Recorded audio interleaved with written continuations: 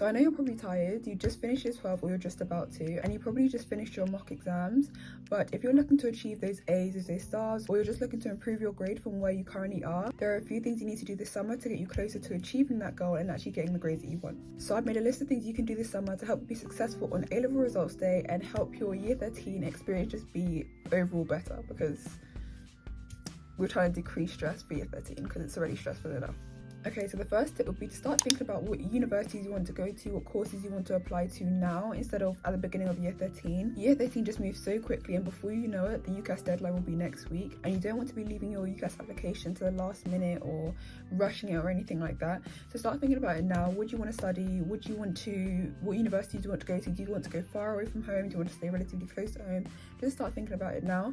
And if you have no idea what you want to study, don't worry, that's not unusual. Start thinking about what subjects you like studying in school. If you don't like any subjects in school, start thinking about what you like to do, careers that you could pursue in those areas, or things that relate to those areas you could study at university. Following on from that, start thinking about your personal statement now. You don't have to actually start writing it.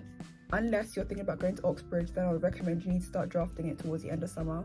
But if you are not planning to go to Oxbridge and you just want to apply to other universities, I would recommend at least thinking about your personal statement and what you're going to do, what you're going to include inside it. So you could do things like read books, complete online courses, volunteer, get work experience, all these different things you could put on your personal statement. And if you aren't sure what you want to study, this is the perfect opportunity to read different books or read different things relating to the different areas you think you might be interested in. Maybe you're more interested in this, or maybe you're more interested in this, or maybe you'd be more interested in pursuing a career in this compared to this, you know. Just allows you to get a better understanding of what you enjoy, what you like, and what you think you'd like to study. My next tip would be to work on year 12 content. If you finished year 12 and you won't get the grades you want, your mock results weren't what you wanted, use the summer to work on your grades, to work on your subjects. I promise you, it is, I'm not going to say it's not possible, but it makes life 10 times harder having to learn year 13 content while also trying to go over year 12 content. Just source it out over summer. It's not worth the stress, I promise you. Now I'm talking from personal experience, trust me. I didn't lock in with maths over year 12 summer as much as I should have.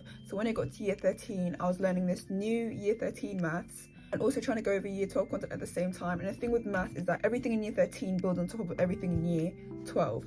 So it's just like, it just made things 10 times harder. And if I just worked on it more than I did over summer, it would have saved me a lot of trouble, a lot of hassle, and I probably would have been able to push my grade into that A category instead of getting a B. So take it from me when I say do not wait till year 13 to start working on year 12 content. If you don't understand something, if you don't know something, go over summer. It just saves you a lot of stress.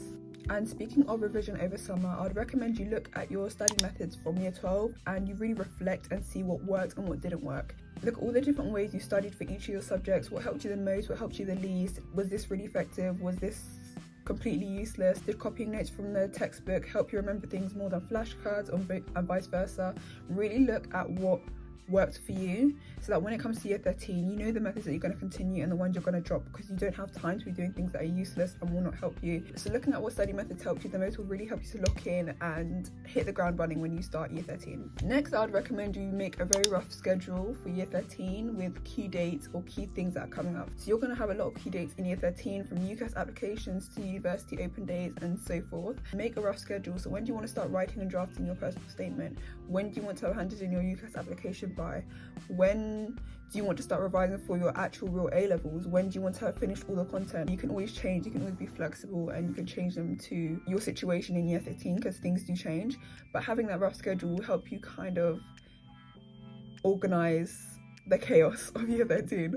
I feel like I'm really making year 13 sound absolutely terrible. It's not that bad. It can be very stressful if you're not very organized, and yeah, you just don't want that. Next tip isn't academic related, but I'd recommend that if you were thinking of going to university, or even if you're just whatever you want to do post sixth form, get a job and start saving. I promise you, as somebody who's in university now, life is so expensive, and if I didn't have savings, I do not know how I would have got through the year. Having those savings that you can always fall back on is just a really good idea, especially because with student finance, it's possible that you may get less than what you want. So start saving, and then you always have something to fall back on. And even if you're not going to university, having some extra cash on the side that you can fall back on if anything ever happens is never a bad idea. My next tip would be to make sure you get some rest. I know this sounds very contradictory to everything I just said, But year 12 was not easy, and year 13 is not going to be any easier. So make sure to get that rest and really take that time to rejuvenate after year 12, because you're going to need it for year 13. You do not want to go back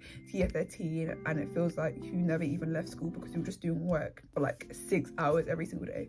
That's not what I'm saying. You could take the first 2 weeks off, and then the remainder of your holiday you could do a little bit every day. It's really up to you. Just make sure doing work, but also making sure you make the most of your summer holiday and actually get a break. So that's all from me today. I'm wishing the very best for your summer holiday. I hope it's productive but also restful. I hope you gain something useful and can utilize these tips in some way, shape or form. And yeah.